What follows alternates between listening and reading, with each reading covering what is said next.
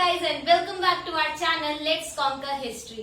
So आज हम लोग क्लास 12 की एंशिएंट इंडियन हिस्ट्री पर बेस्ड फर्स्ट बुक के लास्ट चैप्टर को शुरू करेंगे which is thinkers believes and buildings. So friends, हम लोगों ने जो हमारी सेपरेट वीडियो है on reduce syllabus of CBSE class 12 history, उसमें हम लोगों ने डिस्कस कर लिया था कि इस बार बोर्ड्स एग्जाम में जो हमारा पार्ट 1 है, जो हमारी फर्स्ट बुक है, उसके सारे चैप्टर्स आएंगे. सो अभी तक हमारे जितनी भी वीडियोस बनी है वो सभी हमारे सिलेबस में हैं. सो अगर आप लोगों ने अभी तक फर्स्ट 3 चैप्टर्स का एक्सप्लेनेशन नहीं देखा है, then the link to the playlist of those chapters is provided in the description. Please check it out. Friends, let's start chapter 4 thinkers believes and buildings, cultural development 600 BCE to 600 CE. So friends, अगर आप लोगों ने ध्यान दिया हो तो हम लोग चैप्टर 2 से ही पीरियड जो पढ़ रहे हैं वो है 600 BCE टू 600 CE. चैप्टर 2 में हम लोगों ने पॉलिटिकल और इकोनॉमिक लाइफ डिस्कस करी थी कि कौन कौन से न्यू किंगडम्स बने और ट्रेड नेटवर्क्स हमारे किन किन किंगडम्स के साथ थे. देन चैप्टर 3 में हम लोगों ने सोशल लाइफ पढ़ी ऑफ एंशिएंट इंडियन सोसाइटी, जहां पर हम लोगों ने महाभारत को एज ए एग्जाम्पल लेकर जो ब्राह्मणिकल नॉर्म्स और सोशल डिफरेंसेस एग्जिस्ट करते थे एंशिएंट इंडियन सोसाइटी में, उन्हें डिस्कस करा. अब हम लोग चैप्टर 4 में जो कल्चरल डेवलपमेंट हो रहे थे, जो रिलीजन्स फॉलो किए जा रहे थे इन इंडियन सोसाइटी और जो ट्रेडिशंस और कल्चर फॉलो किया जा रहा था इन इंडियन सोसाइटी और जो new culture new tradition develop हो रहे थे is in this period in Indian society, उनको अब हम डिस्कस करेंगे. सबसे पहले हम लोग देख लेते हैं कि हिस्टोरियंस कौन कौन सी सोर्सेज यूज करते हैं to reconstruct cultural development during this period. So सबसे पहले हिस्टोरियंस यूज करते हैं लिटरेचर. जो भी बुद्धिस्ट, जैना और ब्राह्मणिकल टेक्स्ट लिखे गए इस पीरियड में इन डिफरेंट लैंग्वेजेस, पाली, प्राकृत, संस्कृत, अलग अलग लैंग्वेजेस में जो भी रिलीजियस टेक्स्ट लिखे गए इस पीरियड में, उनको यूज करते हैं historians to understand the cultural and religious development during this period. Next, historians material और architectural remains को भी यूज करते हैं, जैसे जो monuments बनाए गए, pillars कंस्ट्रक्ट करे गए, जो inscriptions लिखी गई. फॉर एग्जाम्पल अशोकन इंस्क्रिप्शन, जो क्योंकि हम लोग को पता है कि अशोका ने एक मेजर रोल प्ले करा था in spreading Buddhism. So Buddhism को समझने के लिए हम लोग यूज करते हैं अशोकन इंस्क्रिप्शन. सो मॉन्यूमेंट्स और इंस्क्रिप्शन भी यूज करते हैं historians to understand cultural development. Now हमारा नेक्स्ट, अब हमारा मेन टॉपिक है a glimpse of Sanchi. So Sanchi stupa हम सभी लोग जानते हैं, it is located in Sanchi Kanakheda in Bhopal, Madhya Pradesh. So अभी हम लोग सांची स्तूपा की हिस्ट्री और उसके स्ट्रक्चर को नहीं डिस्कस करेंगे, वो लेटर ऑन नेक्स्ट टॉपिक में डिस्कस करेंगे. अभी हम लोग ये देखेंगे कि सांची स्तूपा को कैसे बचाया गया from the colonial rulers. Colonial rulers जो अंग्रेज आए थे, जिन्होंने इंडिया पे कब्जा करा, उन लोगों ने सिर्फ और सिर्फ हमारी पॉलिटिकल और इकोनॉमिक लाइफ ही डिस्ट्रॉय नहीं करी, उन्होंने हमारे कल्चर, जो हमारी हेरिटेज थी, उस पर भी कब्जा करा, उसको भी डिस्ट्रॉय करा. जो इंग्लिश ऑफिशियल्स थे और यूरोपियन मैन थे, वो यहाँ से इंडिया से जो मॉन्यूमेंट्स थे और स्कल्पचर्स और प्रेशियस गेटवेज, उन सबको यहाँ से ले जाकर अपने यूरोप के म्यूजियम्स और अपने घरों के, अपने बंगलोज के गार्डन में लगवा लेते थे. So it was their way of destroying our heritage, our historical monuments. So इस वजह से बहुत सारे हमारे इंडियन मॉन्यूमेंट्स पेरिश कर गए, डिस्ट्रॉय हो गए, बर्बाद हो गए. नाउ अब हम लोग देखेंगे कि सांची स्तूपा को कैसे प्रिजर्व करा गया फ्रॉम आवर कॉलोनियल रूलर्स. क्या रोल प्ले करा रूलर्स ऑफ भोपाल ने सांची स्तूपा को बचाने के लिए from the eyes of colonial rulers.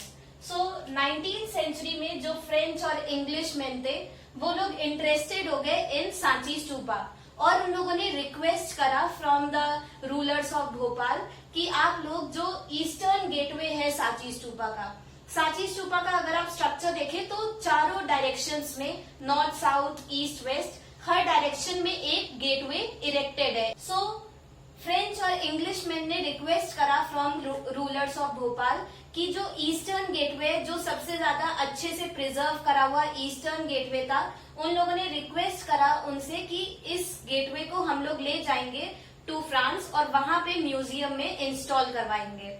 But जो रूलर्स थे भोपाल के, उन्होंने एक वाइज डिसीजन लिया और उन्होंने समझा कि अगर जो कॉलोनियल रूलर्स हैं वो लोग इंटरेस्टेड हैं सांची स्तूपा में, इसका मतलब सांची स्तूपा की कोई हिस्टोरिकल सिग्निफिकेंस होगी।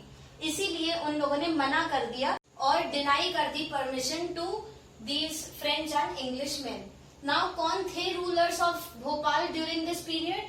सो भोपाल पर रूल करती थी इस पीरियड में शाहजहां बेगम और उनके बाद उनकी जो सक्सेसर थी सुल्तान जहां बेगम। ये दोनों नाम बहुत जरूरी हैं क्योंकि इस टॉपिक पर क्वेश्चन आता है, बहुत ज्यादा पूछा जाता है। लेटर ऑन वो क्वेश्चन हम लोग लेटर ऑन एक दूसरा सेक्शन जब डिस्कस करेंगे अबाउट स्तूपा एट अमरावती, उस सेक्शन में हम लोग उस क्वेश्चन को डिस्कस करेंगे।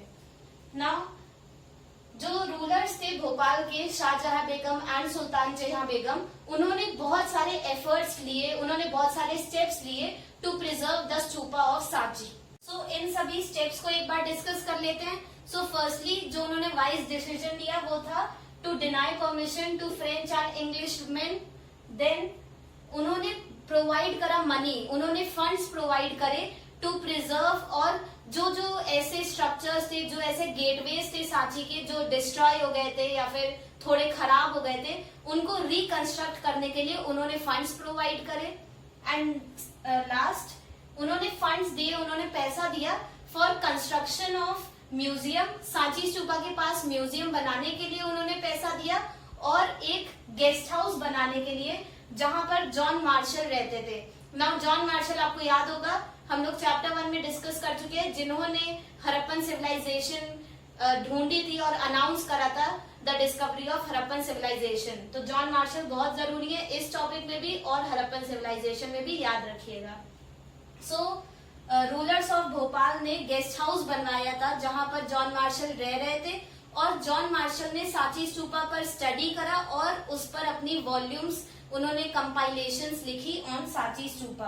और लेटर ऑन जॉन मार्शल ने इन कंपाइलेशंस को डेडिकेट करा था to the rulers of Bhopal. Now क्या क्या रीजंस थे, किस वजह से सांची स्तूपा बच गया from the eyes of colonial rulers? So firstly जो वाइज डिसीजंस लिए रूलर्स ऑफ भोपाल ने, तो उनके डिसीजंस की वजह से बचा सांची स्तूपा।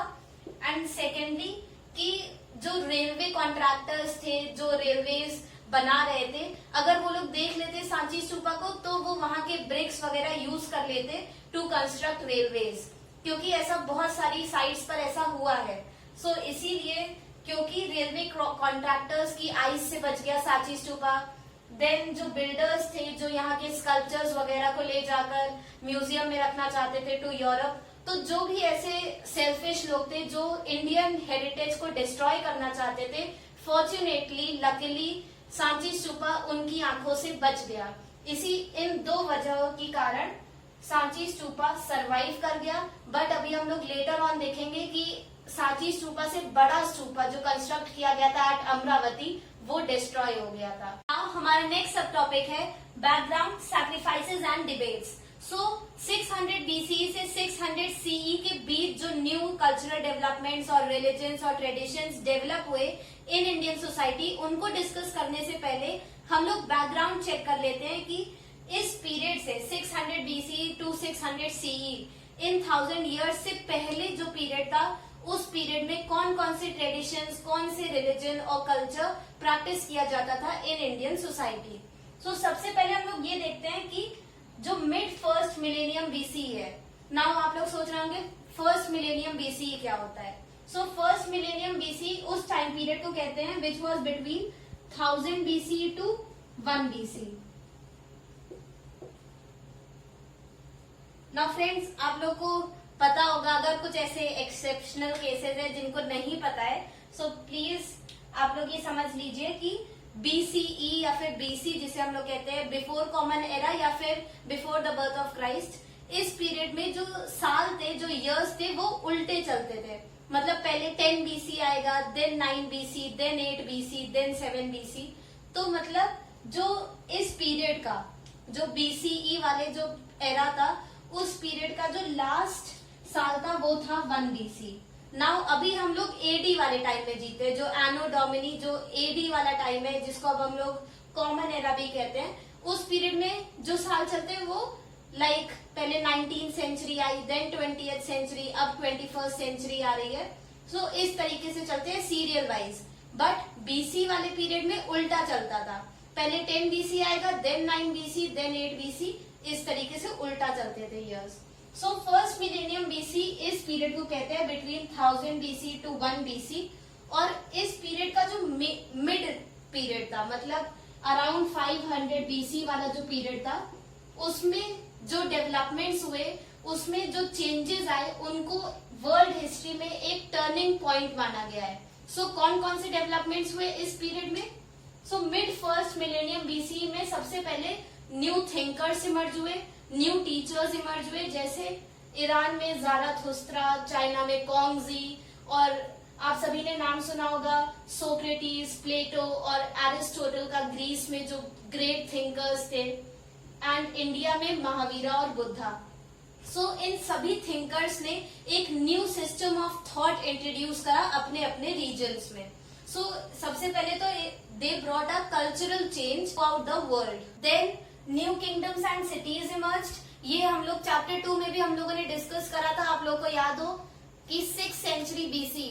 वंस अगेन यही 500 बीसी वाला जो पीरियड है, इसको इंडियन हिस्ट्री में भी एक टर्निंग पॉइंट माना जाता है, क्योंकि इस पीरियड में new states, new kingdoms emerge हुए थे थ्रू आउट इंडियन सब कॉन्टिनेंट। सिमिलरली वर्ल्ड ओवर भी new kingdoms, new cities emerge हुई थी इन दिस पीरियड। जैसे हमारे यहाँ महाजनपद इमर्ज हुए थे और मौर्यन एम्पायर। सो जो भी चीफडम्स और किंगडम्स इमर्ज हुए इन इंडियन सब कॉन्टिनेंट, वो इस पीरियड में हुए थे 6th सेंचुरी बीसी या फिर 500 बीसी के आसपास वाले पीरियड में।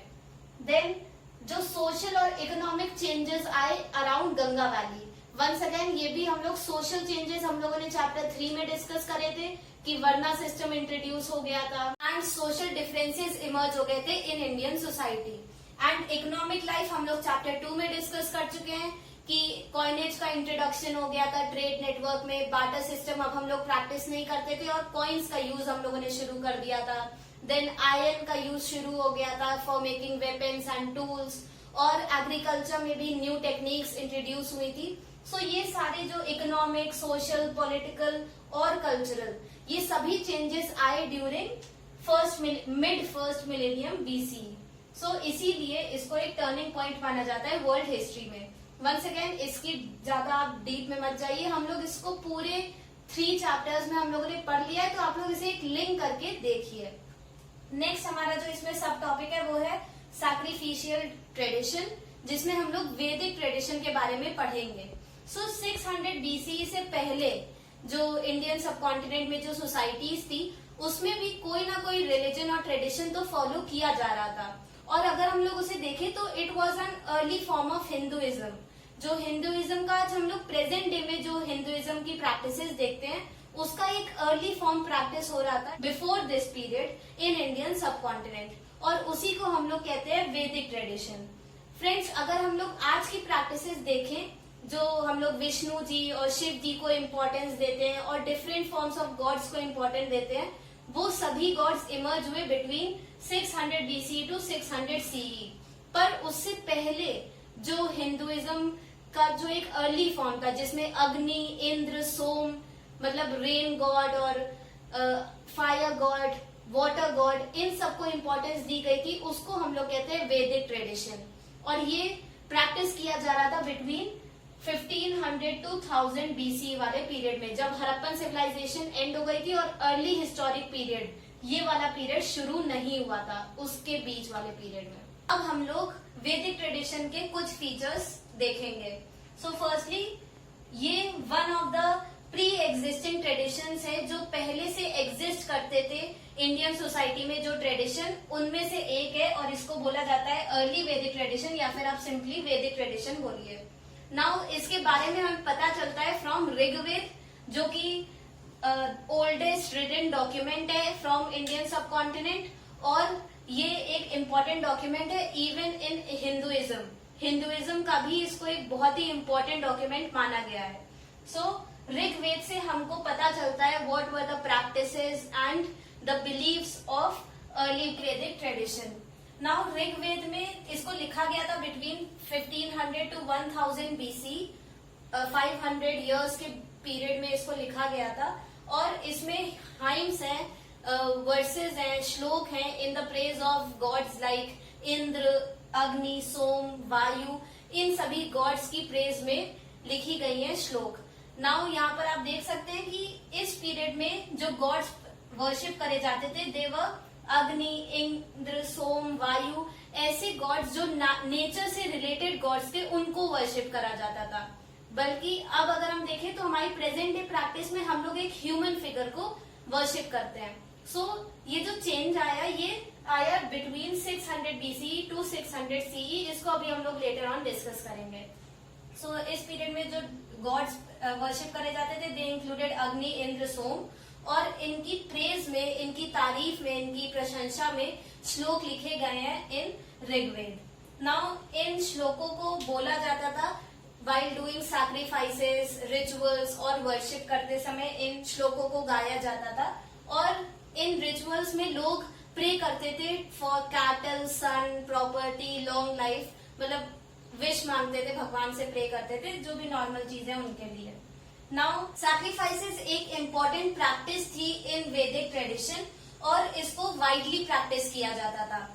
स्टार्टिंग में इनिशियली तो सैक्रिफाइसेस परफॉर्म करती थी पूरी फैमिलीज टुगेदर, कलेक्टिवली परफॉर्म किए जाते थे सैक्रिफाइसेस, बट लेटर पीरियड में हम लोग देखते हैं कि जो हेड ऑफ द फैमिली था, जो मेल मेंबर था, जो हेड था फैमिली का, वो परफॉर्म करता था sacrifices for the wellbeing of family.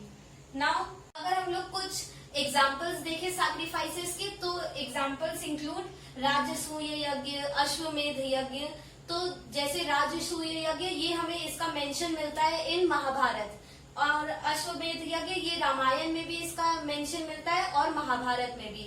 और अश्वमेध यज्ञ आप सभी को पता होगा, इसमें हॉर्स की, पहले हॉर्स को पूरे किंगडम में दौड़ाया जाता था और फिर उस हॉर्स की बलि दी जाती थी। सो इन सभी सैक्रिफाइसेस को, बलि को एक इम्पोर्टेंट कंपोनेंट माना गया था इन वैदिक ट्रेडिशन। सो अगर हम वैदिक ट्रेडिशन की एक शॉर्ट समरी देखें तो वैदिक ट्रेडिशन एक प्री एग्जिस्टिंग थॉट था इन इंडियन सोसाइटी, और वैदिक ट्रेडिशन के बारे में हमें पता चलता है फ्रॉम ऋग्वेद, जिसमें हाइम्स थी in praise of a variety of gods. तो हम लोगों ने ऋग्वेद कब लिखा गया था ये सब भी डिस्कस कर लिया। और लास्ट वैदिक ट्रेडिशन में एक इम्पोर्टेंट प्रैक्टिस थी सैक्रिफाइसेस, बलि देना ऑफ एनिमल्स। सो उसके एग्जाम्पल्स भी हम लोगों ने डिस्कस कर लिए। सो इसके साथ हमारा ये टॉपिक कंप्लीट होता है। अब बैकग्राउंड सैक्रिफाइसेस एंड डिबेट्स में हमारा नेक्स्ट सब टॉपिक है न्यू क्वेश्चंस। सो अब हम लोग डिस्कस करेंगे कि बाय 600 BCE की शुरुआत से सोसाइटी में न्यू क्वेश्चंस अराइज हो रहे थे। अब लोग क्यूरियस हो गए थे, उत्सुक हो गए थे कुछ क्वेश्चंस के आंसर जानने के लिए। जैसे लोग समझना चाहते थे कि जीवन क्या है, लाइफ की मीनिंग क्या है, और आफ्टर लाइफ, डेथ के बाद क्या आफ्टर लाइफ पॉसिबल है, क्या आफ्टर लाइफ एग्जिस्ट करती है, देन रीबर्थ की साइकिल क्या है, पुनर्जन्म की थ्योरी क्या है, क्या इस जन्म में हमारे जो कर्म हम लोग करते हैं क्या उनसे डिटरमाइन होता है हमारा पुनर्जन्म। सो इन सभी क्वेश्चंस के आंसर लोग ढूंढ रहे थे।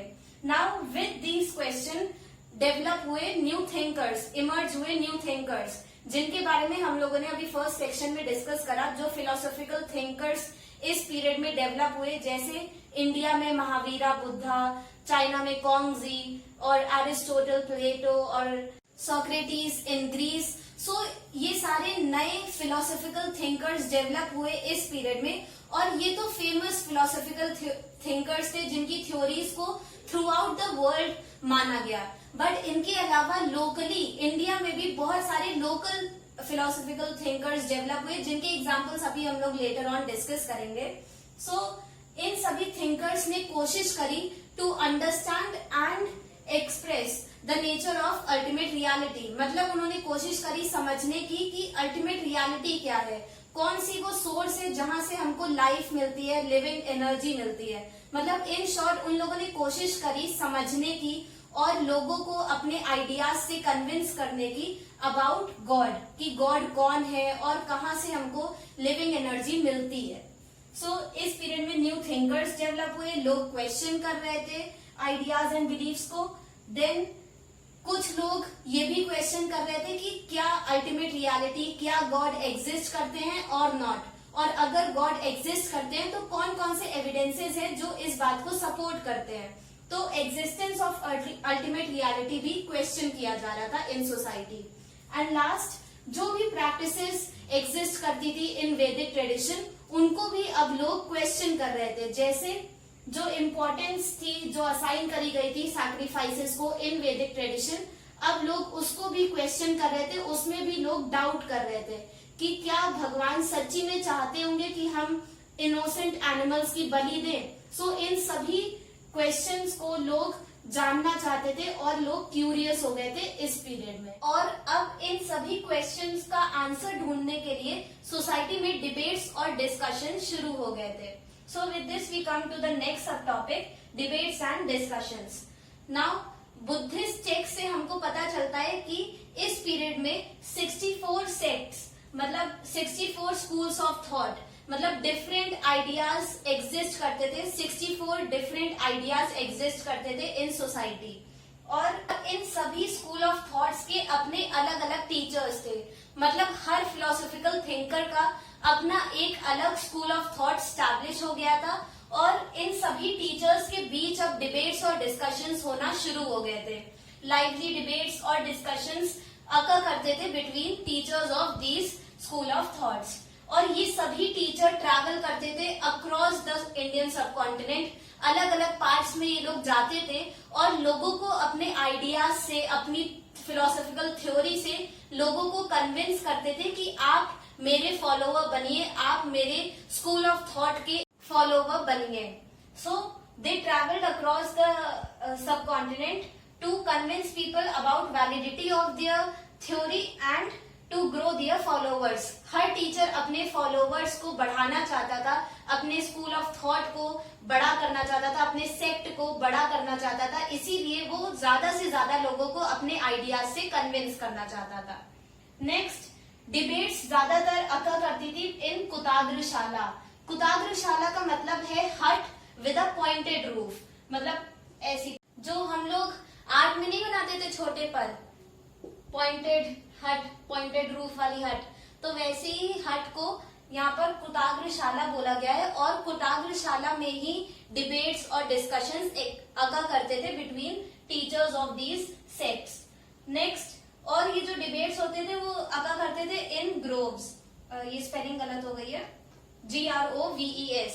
सो ग्रोव्स में अकर करते थे डिबेट्स बिटवीन मेंडिकेंट्स। मेंडिकेंट्स मतलब जो बेगर्स, क्योंकि ये फिलोसॉफिकल थिंकर्स मेनली भीख मांगकर ही एग्जिस्ट करते थे, तो इन्हें बेगर्स बोला गया है, मेंडिकेंट्स बोला गया है। तो उन ग्रुप्स में भी ये डिबेट्स अकर करती थी जहां पर इन फिलोसॉफिकल थिंकर्स को ट्रीट करा जाता था, इनकी इलनेस को या फिर कोई इंजरी को ट्रीट करा जाता था।